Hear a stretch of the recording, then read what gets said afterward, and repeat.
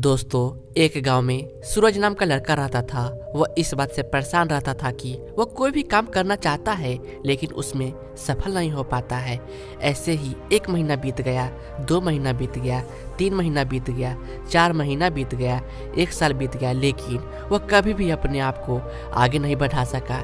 इसलिए वो खुद से हारने लगा था और किसी भी चीज़ में उसका मन नहीं लग रहा था, जिसकी वजह से उसके मन मस्तिष्क में नकारात्मक विचार घर कर गई थी और वह हमेशा उदास रहने लगा था तथा किसी के सामने जाने में उसे शर्म महसूस होने लगी थी। एक दिन उसके परिवार वालों ने सूरज को उसके पास के रिश्तेदार के यहाँ भेजने का निश्चय किया, जिससे उसका वहाँ मन लग जाए। ज़्यादा दूर न होने की वजह से सूरज पैदल ही निकल गया। जंगल के रास्ते जा ही रहा था कि उसने देखा कि एक साधु शांत अवस्था में मग्न होकर एक पेड़ के नीचे बैठकर ध्यान कर रहे हैं। उनके चेहरे पर एक अपार शक्ति थी और एक अपार चमक थी। उन्हें देखते ही सूरज एकाएक रुक गया और उन्हीं के पास जाकर बैठ गया और उनके जागने का इंतजार करने लगा। साधु महाराज की जब आंख खुली तो उन्होंने देखा एक लड़का उदास मन से उनके सामने बैठा हुआ है।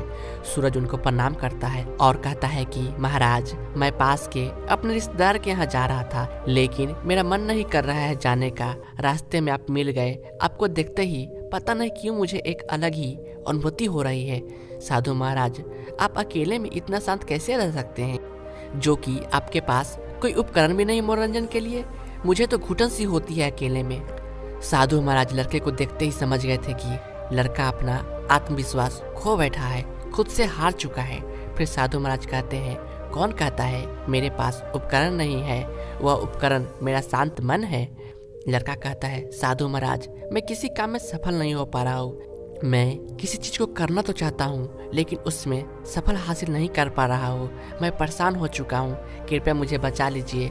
मैं ऐसा क्या करूं कि मेरा भी मन शांत हो जाए और कुछ महीने में सब कुछ हासिल कर लूं? साधु महाराज कहते हैं कि पहले तो तुम्हें कुछ आदतें छोड़नी होगी। जैसे आप बैठते हैं पढ़ाई करने और चलाने लगते हैं फोन।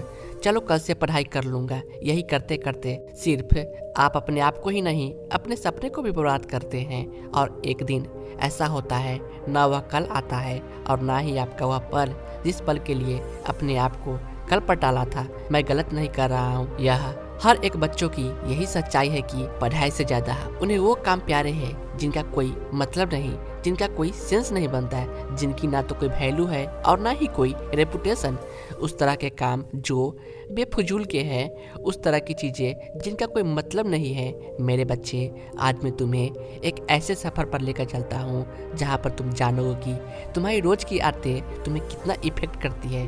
कहते हैं इंसान जैसा सोचता है वैसा ही बन जाता है और जैसा करता है वैसा ही उसका व्यवहार, उसका भविष्य और उसका आने वाला कल वैसा ही हो जाता है। मतलब आपसे जुड़ने वाली हर एक चीज़ और आपके द्वारा करी गई हर एक चीज़ आपका भविष्य बना रही है। आप जो कर रहे हैं, जैसे भी कर रहे हैं, वही आपका कल बना रहा है। अगर आप आज दिन भर मेहनत करके अपने आप को बेहतर काम में लगा रहे हैं, अपने आप को हर एक पल से जोड़कर अपना भविष्य बना रहे हैं, तो मैं दावा करता हूँ कि तुम्हारा अच्छा ही दिन होगा। लेकिन आप क्या करते हैं? दिन का लगभग 90 से 95% आपका इस्तेमाल बेकार कामों में चला जाता है। इसीलिए बेहतर यही है कि जिंदगी के सफर को ऐसे ना गवाया जाए, क्योंकि आज से कल है, कल से आपकी दुनिया। आपने कभी एक बात सोची है कभी बैठ के कि अगर आपने आज को बर्बाद कर दिया तो अपना कल भी बर्बाद कर दिया, क्योंकि आप जो कर रहे हैं वही आपका कल है। बेहतर यही है कि आप अपने सपने के बारे में सोचें। कहते हैं हर एक सफलता की शुरुआत छोटे कामों से ही होती है और हमेशा एक छोटी चीज की शुरुआत आपकी सोच से होती है। लेकिन बात तो तब ना जब आप कुछ सोचे। आप तो कुछ सोचने को भी तैयार नहीं हो। आपने बस यह मान लिया कि हाँ यह करना है, लेकिन कैसे करना है उसकी कोई तैयारी है या नहीं। भला इस तरह की जिंदगी कैसे चलेगी मेरे बच्चे? इसीलिए बेहतर यही है कि उन चीज़ों को छोड़ दो जिन कामों का कोई मतलब नहीं है, जिनका कोई अस्तित्व नहीं है, जिनका कहीं अता पता नहीं है। वह बेकार के काम है जो आप रोज और हर पल करते हैं, उन्हें आप छोड़ दे तो बेहतर है। इसीलिए आज से ही, अभी से ही अपने आप को सोचे कि मैं क्या कर रहा हूँ, क्यों कर रहा हूँ, इन कामों का क्या मतलब है। जब आप अपने आप से सवाल करेंगे तो आपका जवाब मिलेगा इस बात का कि आपने जिंदगी में कितने पल को बेकार में बर्बाद कर दिया है। इसलिए मेरे बच्चे, आपने कहावत तो सुनी होगी, यहाँ पे कोई किसी का नहीं होता। यह बात सच है उतनी जितनी कि आप इस बात को मानते हैं। लेकिन अफसोस तो इस बात का है कि आप सब कुछ जानने के बावजूद भी कुछ समझने को तैयार नहीं होते।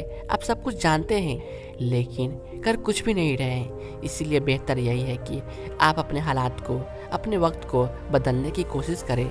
आपके लक्ष्य क्या है, आपके लिए क्या सही है और क्या गलत है। जब आप बैठकर आराम से इन बातों को सोचेंगे तो आपको यह मालूम होगी कि जिंदगी में असल में इन कामों का क्या मतलब है। क्योंकि यह सफर अकेला ही है और सफर के जिम्मेदार आप ही होंगे। आपके साथ अच्छा हो या बुरा, आप हारो या जीतो, इस बात से दुनिया को कोई फर्क नहीं पड़ता। लेकिन एक चीज से हमेशा फर्क पड़ता है कि क्या आपका कल कैसा होगा। लोग शायद भले ही आपकी सफलता में आपको संभाले आए या ना आए, लेकिन जब आप फेल हो जाते हैं तो आपको ताने मारने जरूर आते हैं। जब आप अपने आगे के भविष्य में 10-20 साल बाद जब आपकी कोई वैल्यू नहीं होगी तो तब लोग आपको वही ताने मारेंगे कि तुमने ऐसा जिंदगी में क्या किया है। इसलिए कुछ अच्छी दिनचर्या को, अच्छी बातें को आपको जाननी चाहिए, समझनी चाहिए मेरे बच्चे। इसलिए आज से कल है और कल से तुम्हारी दुनिया और यह सब तुम्हारे हाथ में ही है। जैसा सोचोगे वैसा ही होगा। इसलिए अपनी सोच को बदलो और जितना हो सके सोशल मीडिया से दूर रहो। रोज सुबह सूरज उगने से पहले उठो, 1 गिलास पानी पियो, थोड़ा एक्सरसाइज करो और सबसे मूल्यवान बात, ध्यान की शुरुआत करो। जिस दिन तुमने ध्यान पर विजय प्राप्त कर लिया उस दिन तुम सब कुछ बदल सकते हो मेरे बच्चे। हमेशा एक बात याद रखना, रात को जल्दी सोना, सुबह जल्दी उठना, 1 गिलास पानी पीना, एक्सरसाइज करना, ध्यान करना, कुछ अच्छी चीजें खाना और अच्छे लोगों की संगत पकड़ना और अच्छी अच्छी बातें करना, किसी गरीब का मदद करना और लोगों से हंसकर बात करना। इतना कर लो, सब कुछ बदल जाएगा। लड़का सब कुछ समझ चुका था। लड़का साधु महाराज को प्रणाम करके खुशी खुशी अपने घर वापस लौट जाता है और उनके बताए गए दिनचर्या को अपने जीवन में अपनाता है। देखते देखते उसका जीवन 3 महीने में बदल गया। धन्यवाद।